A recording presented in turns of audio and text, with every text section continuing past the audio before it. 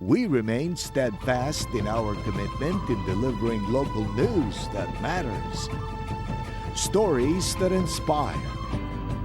Enriching the lives of Filipinos in the Philippines and across the globe. This is your GMA Regional TV, kapuso ng bawat Pilipino.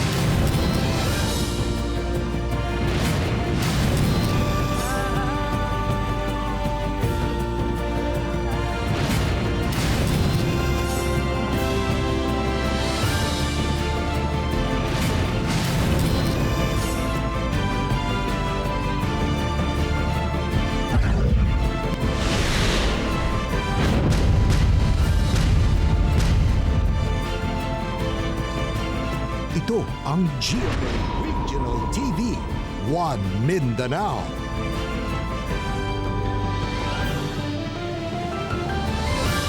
Maayong hapon Mindanao, kini ang GMA Regional TV 1 Mindanao. Katod namong pinakadagko ug pinakulaing balita sa Mindanao. Ako si Teco Campo. Sara Hilomen Velasco. John D. Esteban, live gikan dinhi sa GMA Davao Complex.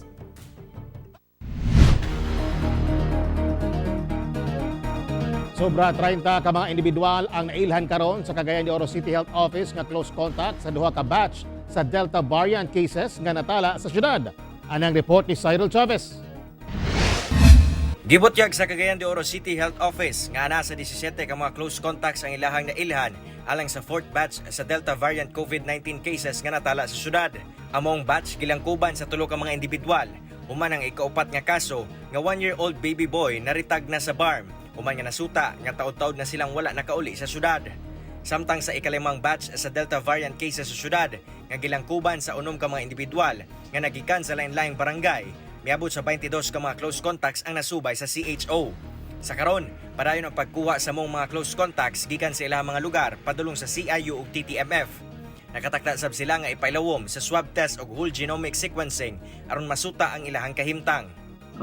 Yung isa na reported na Cagayan na naritag outside Cagayan de Oro, walang kamag-anak dito, hopefully.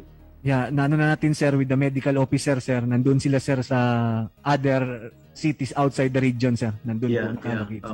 Walang kamag-anak dito sa so far sir, wala naman sir nakita tayo sa household niya sir. Gidugang ni Mayor Oscar Moreno nga sa mga ingon-ani nga sitwasyon, may pakita ang importansya sa paspas nga contact tracing ug pag-isolate sa mga close contacts ug mga pasyente. Busa mando niya nga tutukan gayon ang pagpa-improve sa CIUs ug TTMF sa syudad. Sanglit kini ang iyahang nakitang paagi aron mapugnan ang pagkatag sa mas makatakod nga Delta variant. Ako si Cyril Chavez para sa One Mindanao. Nagtala na og ikaduhang kaso sa COVID-19 Delta variant ang Zamboanga del Sur. Busa gipahugtan na sa Zamboanga City ang ilang border, samtang nangandam na ang General Santos City. Ani report. Usa ka 23 anyos nga lalaking seafarer nga taga Barangay Dumagok sa Pagadian City ang ikaduhang kaso sa COVID-19 Delta variant sa Zamboanga del Sur. Miabot kini sa Pagadian City ni atong August 16 gikan Navotas City sa Metro Manila. Dihang giswab pag-abot sa syudad, nagpositibo kini sa COVID-19 ug gipailam sa home quarantine. August 23, nasayram positibo kini sa Delta variant. Asymptomatic ang pasyente. Busa mas gipahugtan ang border sa Zamboanga City kung asa padayong ginapangayo ang negative RT-PCR test result sa mga buot mosulod sa syudad. Samtang random antigen test alang sa mga essential service worker. Sa General Santos City, nangandam na ang lokal nga kagamahanan human dunay kaso sa COVID-19 Delta variant sa kasikbit nga Surala, Coronadal ug Tupi sa South Cotabato. Matod ni Mayor Ronel Rivera, nagdugang na og mga quarantine facility ang syudad, lakip na ang barangay isolation unit. Apan ang gikahadlukan lang kung mapuno ang COVID-19 referral hospital. Busag ipaspasan sa Johnson LGU ang pagbakuna ug milaraw nga makapabakuna og 5,000 ka tawo matag adlaw. Padayon man atong monitoring no sa karon, not only for Jensen but sa mga neighboring municipalities ito, cities and provinces no.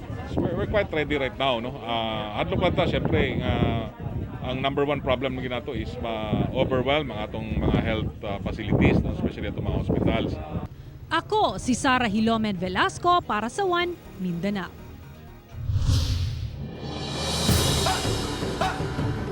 Messenger sa usa ka construction supply company sa Cagayan de Oro City, samdan human gitulis. Sayron ta ang dugang detalye sa live report ni Cyril Chavez. Cyril?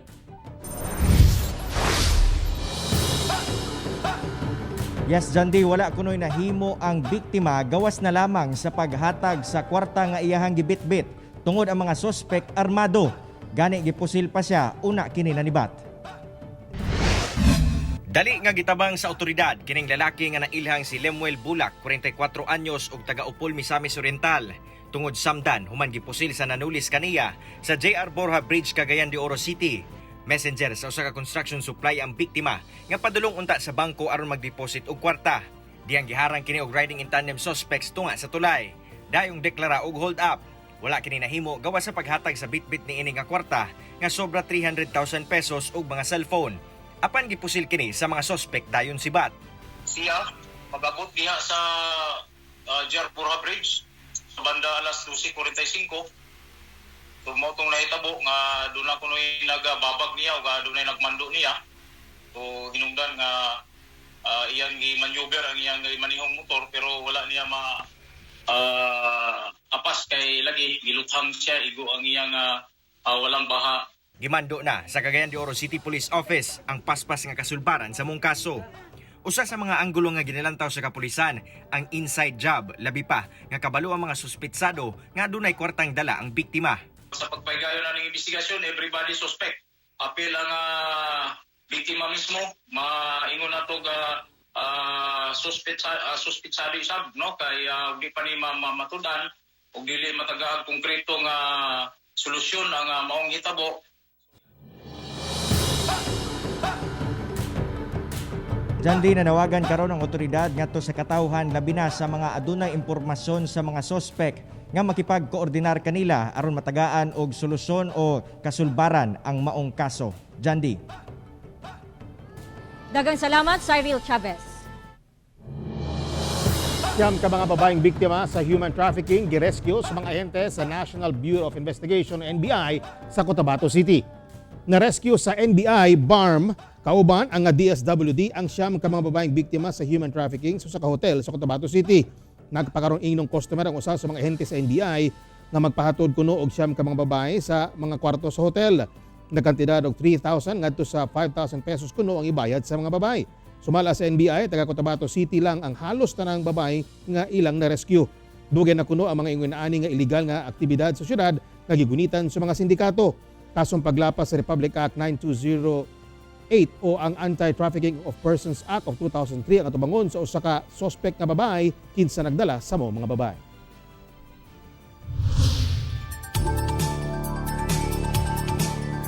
Pipila ka mga dalan sa Cagayan de Oro City ang nalunupan kagabi. Ani ang report ni Cyril Chavez. Pasado alas 8 sa gabi, nakasinati og pag-ulan ang dakong parte sa Cagayan de Oro City. Busa gipanubay gilayon kini sa City Disaster Risk Reduction Management Department ang sitwasyon sa syudad. Nasuta ang pagbaha sa mga nagunang kadalanan, sama na lamang sa Rosario Limkit-Kay Avenue o Pimentel Street, kung asa dili na maagian og light vehicles ang dalan.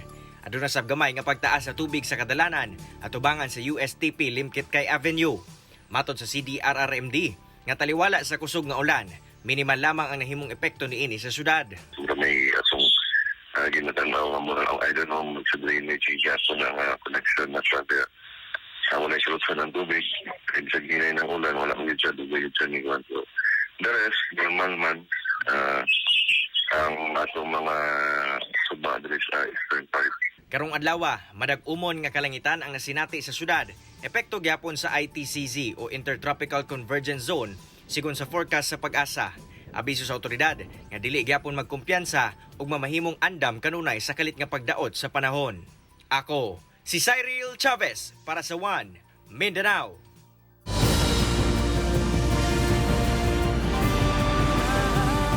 Ito ang GMA Regional TV, One Mindanao.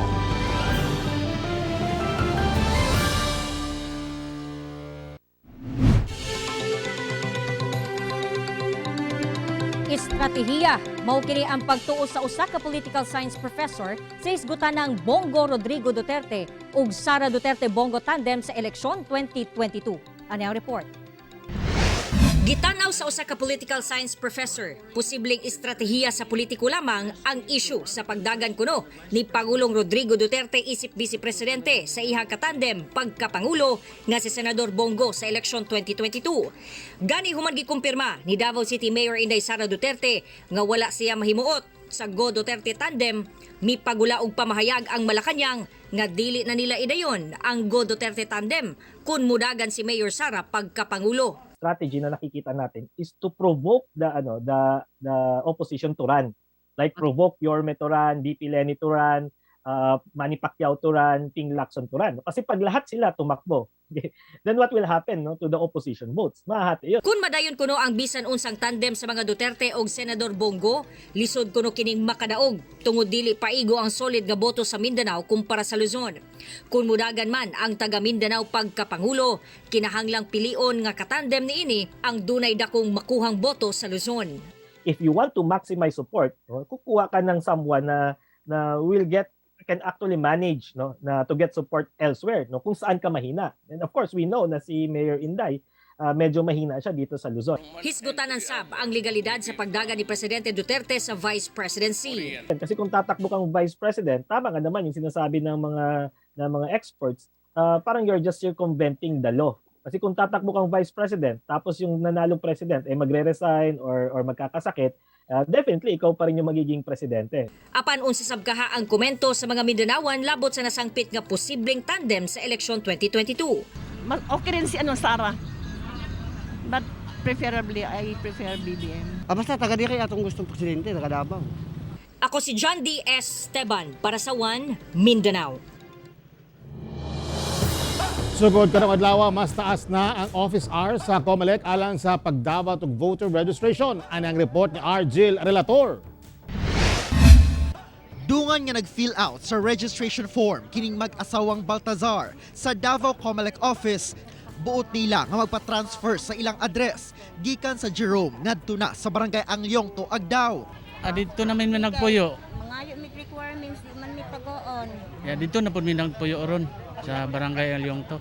Pipila lamang sila sa mga nagparehistro sa unang adlaw sa pagpatuman sa extended voter registration hours sa COMELEC offices sa tibuok nasud. Abli ang COMELEC offices gikan alas 8 sa buntag hangtod na alas 7 sa gabi gikan Lunes hangtod Biyernes ug alas 8 sa buntag hangtod alas 5 sa hapon matag Sabado ingon man sa holidays. Nadesisyonan nga i-extend ang registration hours human gibasura sa COMELEC and Bank ang resolusyong i-extend ang September 30 nga deadline sa registration. Ang cut-off po namin ay 5 p.m. Para yung remaining 2 hours po para po yun sa pag wrap up na po ng aming araw po. Sa mga deactivated na ang status, mamahimo na nga buhaton online ang reactivation pinaagi sa COMELEC website. As of June 2021, ana sa sobra 300,000 ang registrants sa 1st District sa Davao City nga aprobado na sa Election Registration Board. Naapay sobra bulan una matapos ang COMELEC registration. Busat na nawagan karon ang ahensya ngadto sa mga residente nga gamiton ang taas nga oras sa pagparehistro aron dili magdasok sa deadline. Kauban si Mel Colmenares sa kamera. Ako si Argil Relator para sa One Mindanao. Social pension sa mga senior citizens sa Island Garden City of Samal gi-release na. Ani report ni Sheila Vergara Rubio. Sukad Lunes, nagsugod na ang payout sa social pension sa mga senior citizens sa Island Garden City of Samal nga adunay 9,628 ka benepisyaryo. Ang City Social Welfare and Development Office sa isla ang mi-facilitate sa pag-organisa sa makatigulangan sa matag barangay. Niadtong Lunes, usa ang barangay Santa Cruz sa Talikod Island ang nahatagan. Human na po gahapon no ang second district karon nagsugod ta sa first district kay mas daghan magud ang barangay sa Babak District. So, ang makuha nila is 3,000 kay 500 pesos per month. So, ang ginakuha nila or ang ilang makuha karon is ang ilahang second semester. Adlang Huwebes, nakaschedule ang payout sa barangay Tambo kung asa 310 ka benepisyaryo ang makadawat. Kadtong dili ka avail nagay mga kakulian nga wala nakakuha sa barangay. Ugma po schedule po nila pero dito nila kuhaon sa office sa senior citizen. Okay. Sa Piña Plato. Ako si Sheila Vergara Rubio para sa One Mindanao. Bolton Bridge 2 sa Davao City giablihan na pagbalik human sa duha ka semanang pag-repair sa Department of Public Works and Highways. Unang semana sa Agosto, gisirad-an ang Bolton Bridge 2 sa Davao City tungod sa mga minor damages nga nakita sa estruktura. Agosto 31 pa unta mahuman ang pagtrabaho apan nasayo kini tungod walay nahitabong kakulian. Busa laumang maalibyuhan na ang dagan sa trapiko sa lugar tungod dili na magdasok sa Bolton Bridge 1 ang south ug northbound vehicles. Ug atong originally nagitakda na mahuman by the end of August. But thankfully, because of the favorable working conditions, nahuman nato og sayo ang mga trabaho sa pag-repair sa substructure o pag-restore sa superstructure sa Mount Tulay. Sa laing bahin, hingpit na...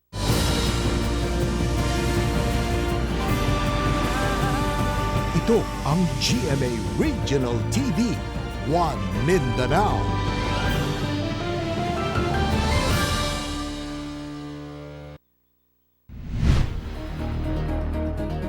Kapin 16 mil ang new COVID-19 cases sa Pilipinas karong adlaw.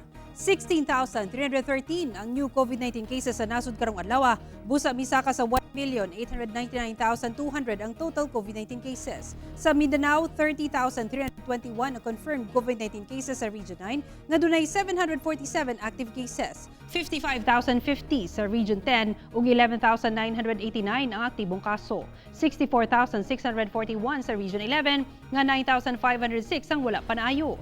34,711 sa Region 12 ug 4,055 ang active cases. 28,343 sa Region 13 nga 2,381 ang aktibong kaso ug 10,106 sa BARM nga dunay 539 ka aktibong kaso. Sa El Salvador City, padayon ang pagbakuna sa City Health Office sa A4 category. Ang detalye sa report ni James Paulo Yap. Mapasalamaton si Tatay Rafaelito Saberon, usa ka mag-uuma sa barangay Kibonbon sa El Salvador City. Human sa pila ka bulan nga pagpaabot, naturukan na siya sa bakuna kontra COVID-19. Ako nga gusto sa mga senior citizen, papakuna mo dyan kay aron mabaskog tatanan. Sa pinakaulahing datos sa El Salvador City Health Office, anaana sa kapin 11,000 doses ang naturok nga bakuna kontra COVID-19 sa syudad. Gisugda na sab sa pagbakuna sa City Health Office ang mga anaa sa category A4.1 hangtod A4.5. Kini sila mao ang mga nagtrabaho sa transport and logistics, mga gabaligya sa palengke, grocery stores o delivery services. Trabahante sa manufacturing plants sa medical and pharmaceutical products, frontline workers sa food retail o empleyado sa pribado o pampubliko nga naga-engage sa financial services. Kinahanglan nila dadon is of course ilahang ID, company ID, office ID, valid ID as proof. Si Teacher Christine, excited nga nagpabakuna kaysa ilang pamilya, siya na lang ang wala pa nabakunahan. So kung naay kami nga para bakuna para sa mga bata, so ako gyapon silang pabakunahan para safety sila. Dili ra jud enough ang pag social distancing, face mask, facial ug hand washing. Ang immunity magagikan jud sulod sa ato ang cells, sulod sa atong lawas. Ako, si James Baluyap para sa One Mindanao.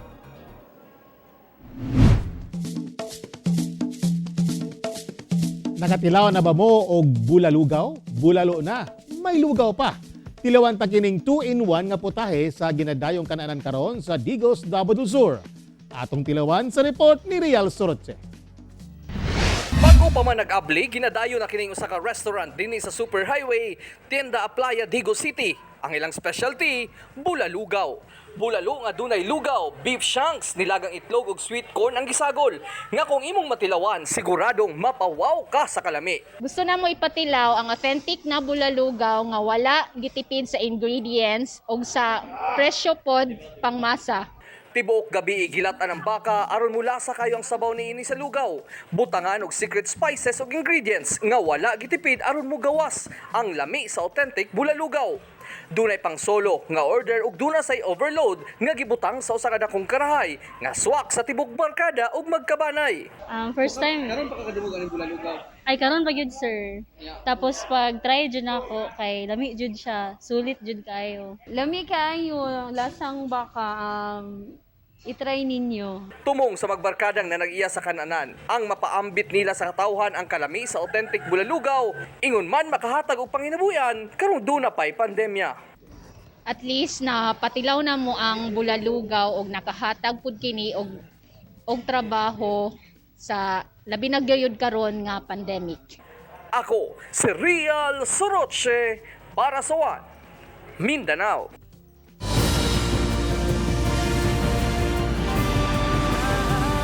Ito ang GMA Regional TV, One Mindanao.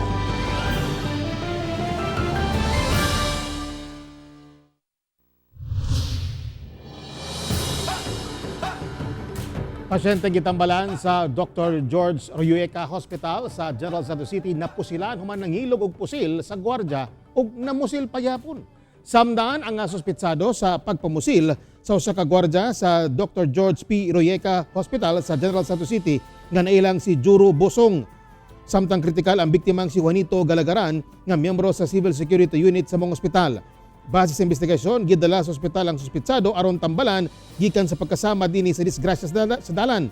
Apan dihang mibalibad kini magpatambal, gisulod niini ang billing section ug giilog ang pusil sa biktima ug gipusil kini sa tiyan. Usa ka sundalo nga nakasibilyan ang nakapusil sa sospek. Kritikal ang napusilan sa sospek samtang gitambalan usab ang suspitsado sa samad pinusilan niini sa tiyan. Usa ka lalaki gireklamo sa magtiayng Muslim sa Davao City, human gibutangan kuno niini og karne sa baboy ang ilang mga gamit. Ani report ni Real Soroche. Mao kini ang video nga kuha sa magtiayong sila Al-Rafi ug Armina Bawari. Human kuno gibasto sa ilang tinuhuan, diyan gipambutangan og karne sa baboy ang ilang mga gamit pang kusina. Lakip na ang ilang suddanan og tubig. Gireklamo mao si Bayani Mercado. Igsoon sa landlady nga gipuy-an sa magtiayon. Yung karne lang ng baboy na napunta sa mga gamit namin, tsaka imbakan namin ng tubig, yun nangyari. So, and na-triggered kasi, especially kasi pinakabawal sa amin yun. Nagalit ako masyado kasi nga may karne ng baboy. Muslim kami, tapos doon pa sa mga imbakan ng tubig na magpe-pray sana kami. Hindi na, whole day talaga nung nangyari, hindi kami nakakain ng maayos. Yung prayer na tubig na kinukuha namin, nag-iimbak pa kami sa baba pa naghahakot kasi nga nilagyan ng karne ng baboy yung imbakan namin ng tubig. Itong sa lababo, gianak ko baboy. Bubuhusan ng baboy ba, kay gahugas mong plato. Wala ko limpyuhe. Kanya karon gibutan nila sa akong pranggana na tubig. Tubig ba na punduhanan ako. Moto, gilabay po na ako sila. Kasuko ang gibati sa Muslim community tungod sa diskriminasyon ug pagbinastos nga gibuhat ni Mercado. Busa, mipatunga na ang National Commission on Muslim Filipinos aron maresolba ang issue. Ang gusto lamang natin diri sa atong dakbayan, dapat ang pagrespetuhay, no? In fact, bisag grade 1 student, kabalo sila nga ang baboy talaga is strictly prohibited. Haram talaga na sa Muslim. Public apology gikan kang Mercado ang gipangayo sa Muslim community. Mangayo kong pasaylo sa Muslim community o sa mag-asawa. Kauban si Mel Colmenares sa kamera, ako si Real Soroche para sa One Mindanao.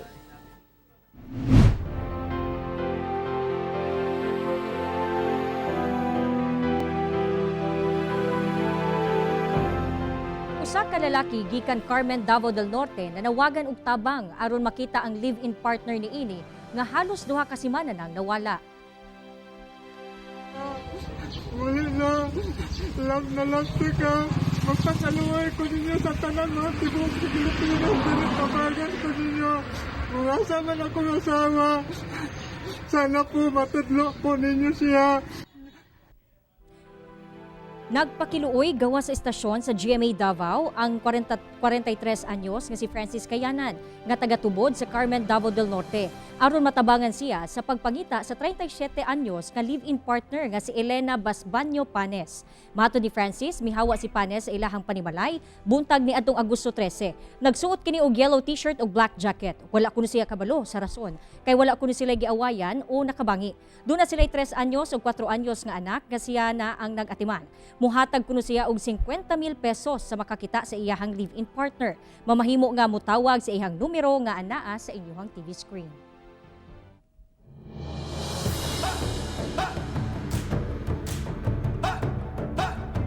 Mga kapuso, way puwas ang among pagkatulog balita. Bisitahin ang www.gmaregionaltv.com ug mag-subscribe sa official YouTube channel sa GMA Regional TV. Busa mga kapuso, ayaw paulahi sa mga dagkong balita sa nagkadaiyang rehiyon sa nasod. Subscribe na.